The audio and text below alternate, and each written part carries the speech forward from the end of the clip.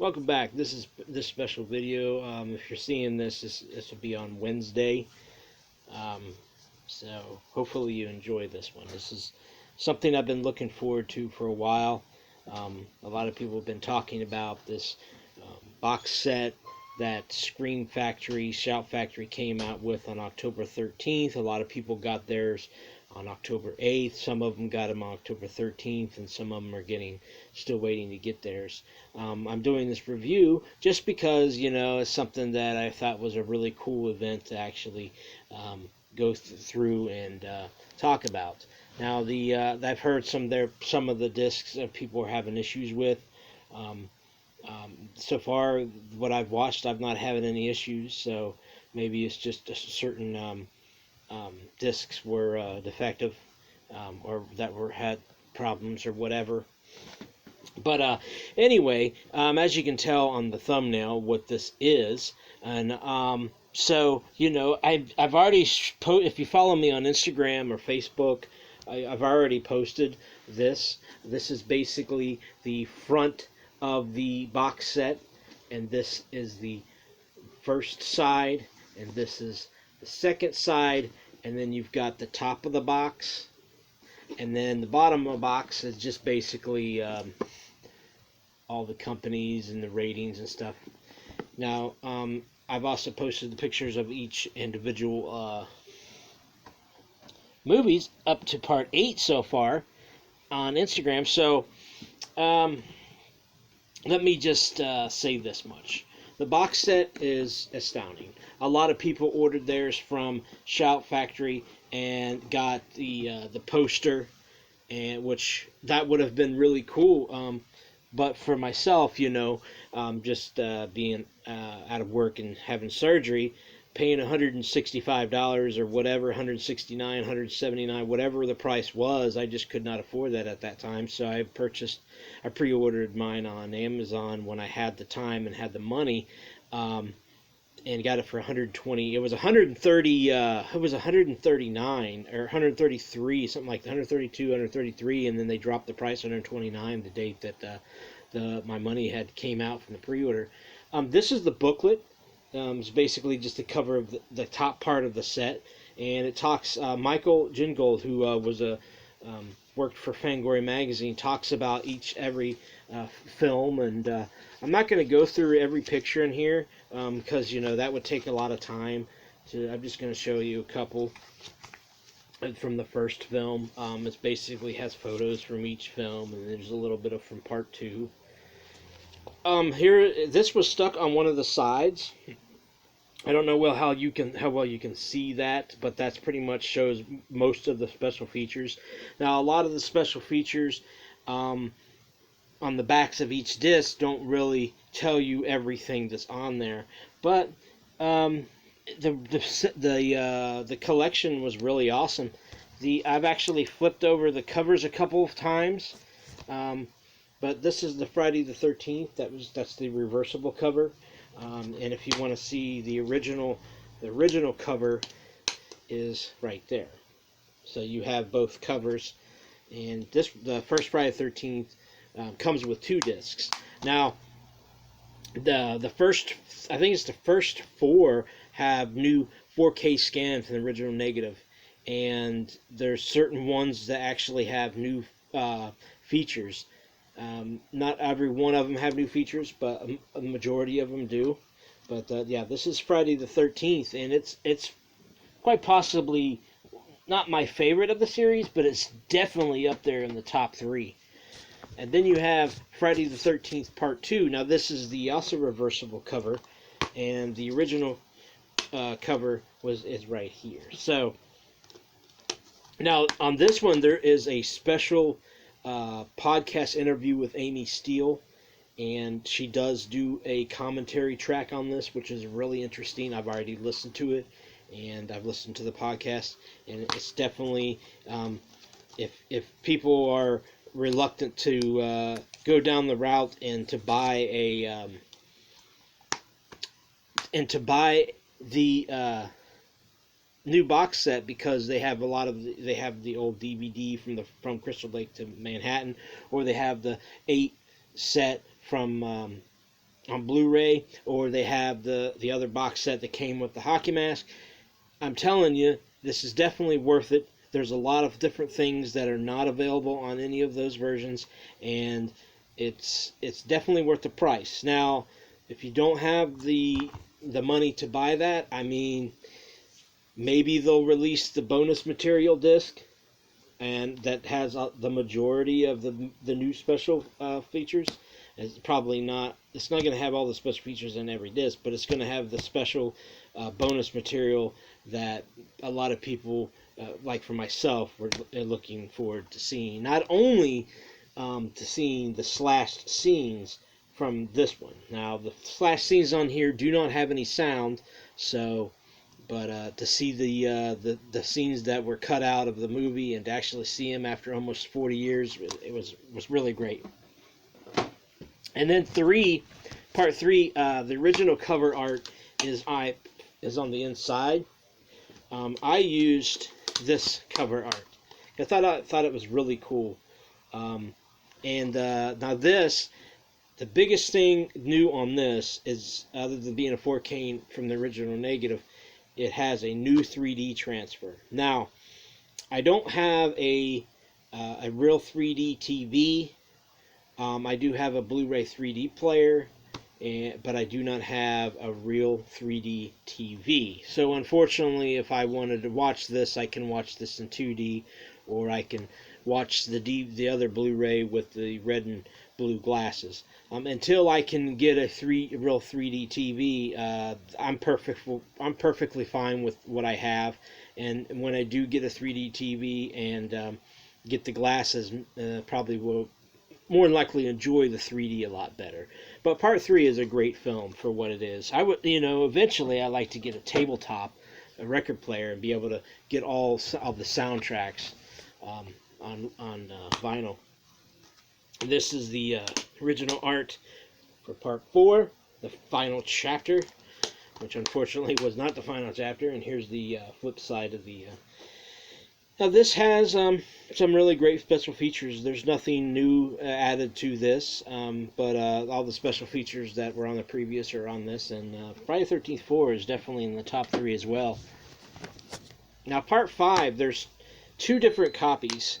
There's two different covers, now, just like the other ones. This is the original poster art, and then the other is this. Now, the original VHS cover is not on this. That was originally just like Part 4, but just like a mask that had like blue streaks in it, which I kind of like these a lot better. I didn't really care too much for the 1985 or 86, whatever year that came to video, the VHS cover art. I didn't like that at all.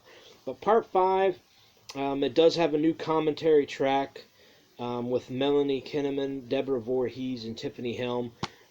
That's added to this, and this gets a lot of people over the years hated this film, but it's definitely getting a lot of fanfare nowadays. Now this is definitely in my top 3 of the Friday the 13th films. Friday the 13th, Part 6, Jason Lives. My favorite of the series, right up there with Friday the 13th 4 and the original. And the new special feature on here is an audio commentary with C.J. Graham, Tom Matthews, Vincent Gustafaro, Kara Noonan, and Cynthia Hinnon. That was a really great commentary. Even though there's a lot of people trying to talk over one another, but it's really great. And Friday the 13th is one of my favorite films of the series, and it is for a lot of people. It brought back Jason from Part 4, and this was where it set off into a supernatural kind of angle, and it really brought back in the series now. And but yeah, Part 6 was my favorite of the film series. Now, Friday the 13th, Part 7, The New Blood. A lot of people, that's the original cover, because there's another original reverse cover other than just Jason with his hatchet there, or axe. Friday the 13th, Part 7. A lot of people over the years have started to dislike this film. Now this does have the best makeup effects and makeup job on Jason. It actually shows part of his bone structure, and the mask is missing, and part of the mask is missing. You can see his teeth, and I think it was probably the best makeup, bar none, throughout the entire 12 films. And but I actually like this film. It's definitely in my top 10, but I think it's because some of the stuff towards the end of the movie, they could have changed the way it ended, and but all in all, it was a fairly good film, and it brought in the introduction to Kane Hodder, who played Jason for 4 films.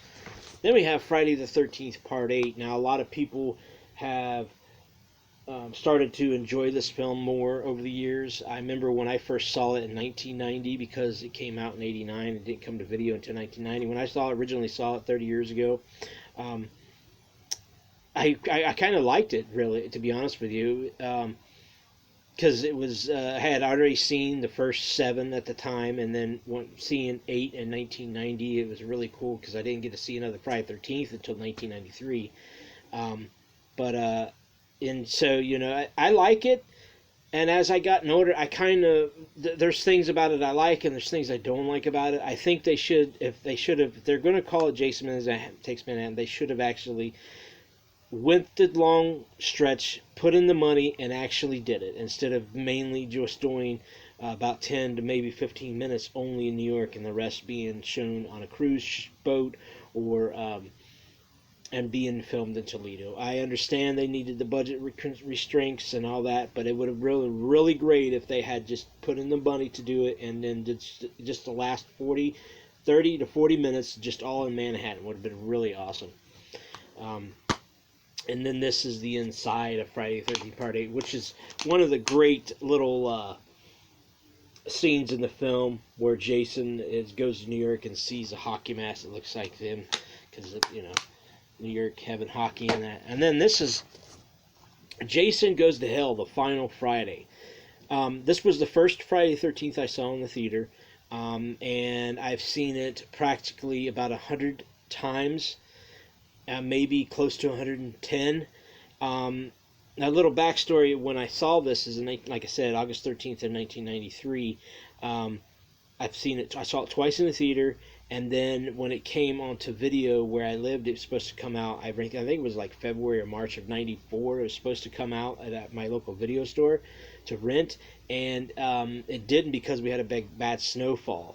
So I really wanted it bad. I didn't want to wait to just watch it on VHS at the time. I didn't just want to watch it, I wanted to own it, because I had already had all 8 Friday 13s on the Paramount VHS. I had all 8 of them. So I put down $100 at the video store, and I said, here's $100. I want to buy Jason Goes to Hell, the VHS copy. And I did. The guy looked at me like I was crazy, but in 1993, I was only 17 years old. Well, 1994, I was close to being 18 years old, and that was the craziest thing I ever did, and that was the most expensive VHS I ever paid for. It was $99.99 for Jason Goes to Hell on VHS in 1994. I've told that story to Adam Marcus, who actually friended me on Facebook, and he was like astounded that somebody actually paid that much money to own a copy of Jason Goes to Hell on VHS, when I could have just rented it. Now, the Jason Goes to Hell in here has a lot of new special features. It does have a new interview, a new commentary with Adam Marcus and Arthur Peter Bracke, and new interviews with Adam Marcus and Kane Hodder. It has additional TV footage with commentary by Adam Marcus and Peter Bracke. It has an introduction by Adam Marcus. It does have a commentary with Adam Marcus and Dean Lorey, which I believe might have been on the older release.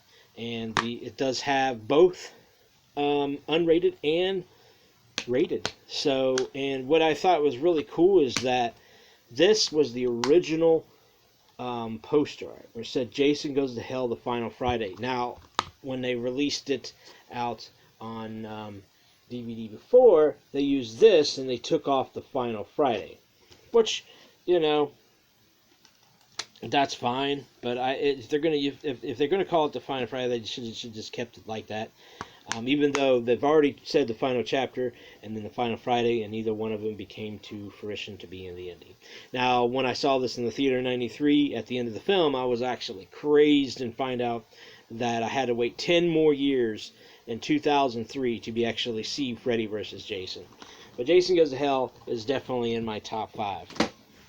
A lot of people may hate me for that, but, you know, hey, it's my opinion. If you don't like my opinion, that's fine, but and there's a lot of people that loathe Jason Goes to Hell, and there's a lot of people that love it. So, and that was the first Friday the 13th. The second Friday the 13th film I saw in theater was Jason X, which actually I saw in 2002. Now, this has a new commentary, new interviews with Sean Cunningham, Noel Cunningham, Kane Hodder, and Krista Angus.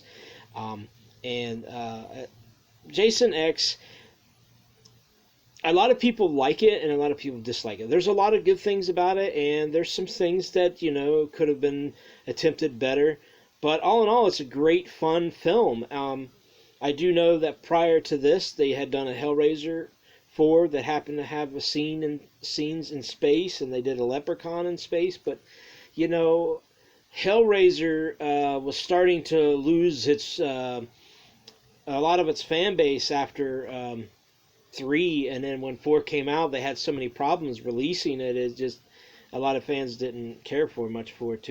I mean, because after that, they never released another Hellraiser in the theater. All 5, 6, 7, 8, 9, and 10 have all been released direct to DVD or video. And in Leprechaun's Space, you know, that was probably the only other leap that they could go for the Leprechaun series. They ended up doing, after that, they ended up doing 2 movies that he was in the hood. And then they did an Origins, and then they did one a couple years ago called Returns. But anyway, Jason X, to me, is not the worst of the series. To me, none of the films are horrible. If I was going to rank it from 1 to 12, I would put number 8 very close to 12 because of not being able to see everything in Manhattan, and it's slow burning into getting to Manhattan or to Toronto or wherever, you know. And I think that's the main thing that really bothers me, other than the ending with the toxic waste. But Jason X, to me, was a great fun film. Now, I haven't shown this on Instagram yet, but I'm going to show it here. This is the back art, and this is the front art. Now, which I find funny is that there's no really difference between these two. I can't really see anything different about this, so I don't know what they were going for here. They used the same exact art from the original poster, so I don't know what that was all about. But anyway, that's Jason X, which I always call Jason 10, but a lot of people get Jason X. Then Freddy vs. Jason. This was the third Friday the 13th film, and actually the third Nightmare on Elm Street movie I saw. Freddy vs. Jason. This is the cover art, and this is the other art that they put on here. Freddy vs. Jason is a great film. It's definitely in my top 10 of the film series. I can see that when it came out, it became the highest grossed Nightmare on Elm Street or Friday the 13th be a standalone film, making damn near $90 million. And it was a packed house when I saw it both times in the theater, and still to this day I have fun watching it. Yeah, there's a couple things in there that I think I laugh about it, and I always thought it was when Jason's afraid of water, I was like, why is he afraid of water? Excuse me.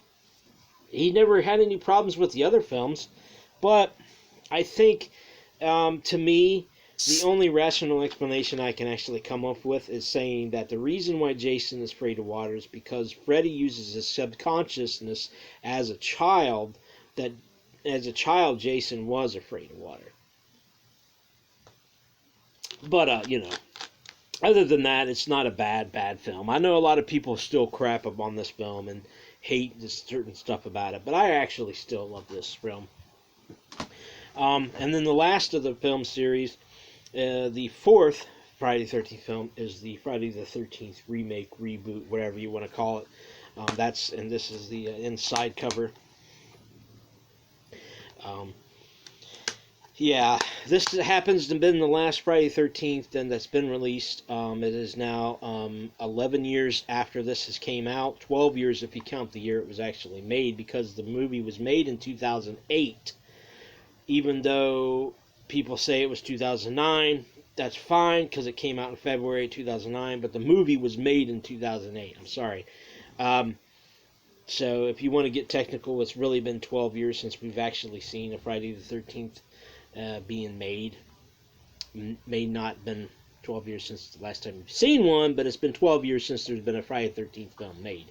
I do know that they had several times they were going to do one, and then they were going to do a TV series, but they're all the legal actions going on with Sean Cunningham and Victor Miller hopefully ends soon, so we can actually see a new Friday the 13th. You know, it would have been nice if they had gotten it done this year, even though this year has been a crazy year and nuts.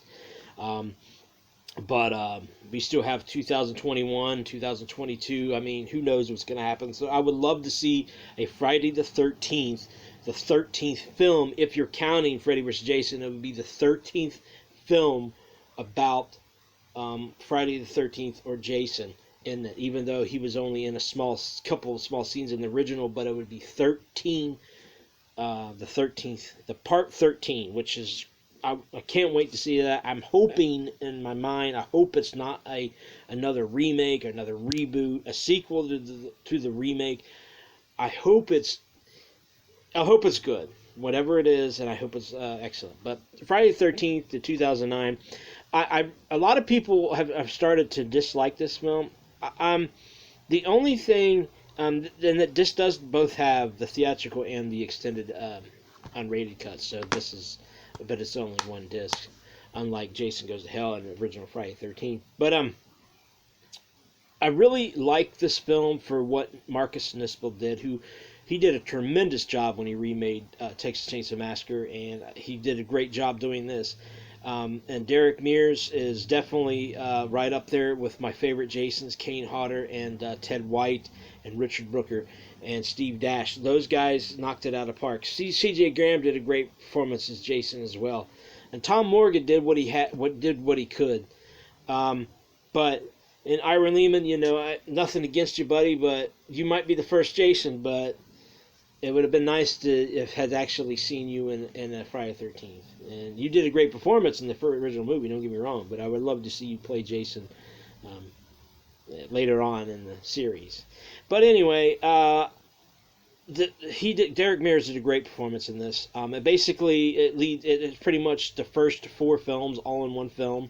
The only little tidbit that I kind of gripe a little bit, just a little bit, is that Jason didn't kill Jared's sister.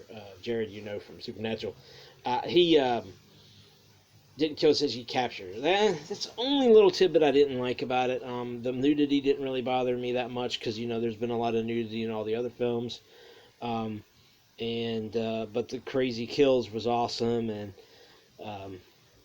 having the singer Willa Ford was amazing to see her in the film, and both Jared and his partner Jensen, the brothers from the Winchester brothers from Supernatural, both had 2 remakes coming out in the same month of 2009. Jared had Friday the 13th, and Jensen had My Bloody Valentine. Both good films. It's I think it's really good. I've watched it at least 15 times, and I don't get tired of it. I just wish and hope that we can actually get to see a Friday the 13th Part 13, even though all these Friday the 13th fan films are doing really great. You have the Never Hike Alone, and then you have Never Hike in the Snow, and then you got Vengeance, you got 13th Fanboy, you got a sequel to Vengeance, you got Never Hike Alone 2, and you got some other ones I haven't mentioned, but it's crazy, and they are definitely keeping the fan base and all that, and of course the Friday the 13th game as well. And the last disc is basically the Friday the 13th bonus material. So hopefully you can see what's on the back here. Basically, just has a composer interview, location featurettes. It's definitely, and two things that I really find cool is you actually get to see Steve Miner talk about Friday the 13th 2 and 3 for the first time, and you get to see Harry Crosby, who played Bill in Friday the 13th. He sits and talks for the very first time about his experience in Friday the 13th. Now, the one thing that I really love, and that was a great way of ending the discs here and the Friday 13th, is this photo that they put inside the bonus material. It's Alice just sitting in the canoe. It's really great. And for the people who did pay the extra money to get the poster, I'm not jealous because I don't get jealous. But it is a great poster. Don't get me wrong. Hopefully they put it out and they get they can sell it to fans for a certain price or whatever. But I don't have any. I have the Stephen King Zit poster and I got the Goonies poster. That's pretty much about it as far as posters I got. So hopefully you enjoyed this review of Friday the 13th, the new Shout Scream Factory box set, and it's great to have, and I'm very happy to have it. And I still have all 8 films on Blu-ray. I still have the From Crystal Lake to Manhattan on DVD, and I have the first 3 Friday the 13th on Blu-ray, and I also have the remake on Blu-ray, and I also have the first Friday the 13th on VHS, and I have all 8 Friday the 13th on digital and Vudu. So, I've got a lot of copies, so I don't have any. You can watch it at home, you can watch it in a player, you can watch it outside, so there you go. Hope you'll like this interview, and I will catch you on the next review.